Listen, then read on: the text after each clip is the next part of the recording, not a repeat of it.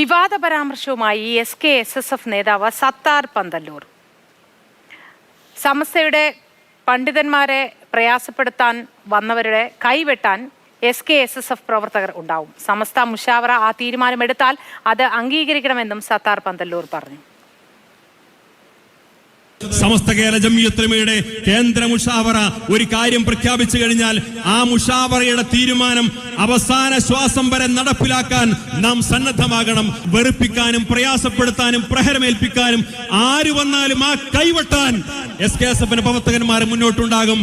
ഇതിനെ അപമര്യാദയായിട്ട് ആരും കാണേണ്ടതില്ല. ഇത് സമസ്ത കേരള ജംഇയ്യത്തുൽ ഉലമക്ക് ജനിച്ച, അതിനുവേണ്ടി ജീവിക്കുന്ന, അതിനുവേണ്ടി മരിക്കാൻ സന്നദ്ധരായിട്ടുള്ള ഒരു പ്രസ്ഥാനത്തിന്റെ പ്രവർത്തകരുടെ മുന്നറിയിപ്പാണ് എന്ന് എല്ലാവരും തിരിച്ചറിയേണ്ടത് നല്ലതാണ്. അരുൺ അമൃതനാഥ് ചേരുന്നു. അരുൺ, ഒരു കലാപ ആഹ്വാനമൊക്കെയാണല്ലോ നടത്തിയിരിക്കുന്നത്.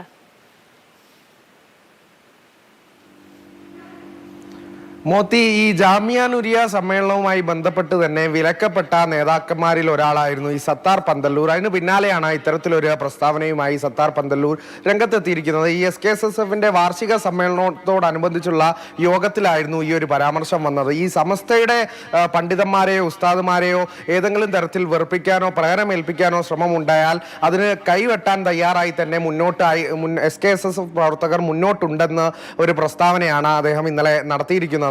അതിൽ യാതൊരു വിധ അപമര്യാദയായും കാണേണ്ട ആവശ്യമില്ല. ഈ പ്രസ്ഥാനത്തിന് വേണ്ടി ജീവൻ നൽകാൻ ഉറച്ചുള്ള ചില നേതാക്കളുടെ പ്രസ്ഥാനത്തിന് വേണ്ടി എന്തും ചെയ്യാൻ തയ്യാറാകുന്നവരുടെ ഒരു പ്രസ്താവനയായി മാത്രം കണ്ടാൽ മതിയെന്നും അദ്ദേഹം പറയുന്നുണ്ട്. ഒപ്പം തന്നെ സമസ്തയല്ലാതെ വേറൊരു പ്രസ്ഥാനത്തോടോ സംഘടനയോടോ യാതൊരു കൂറുമില്ല എന്നും സത്താർ പന്തല്ലൂർ ഈ വേദിയിൽ വെച്ച് തന്നെ പറഞ്ഞു വെക്കുന്നുണ്ട്.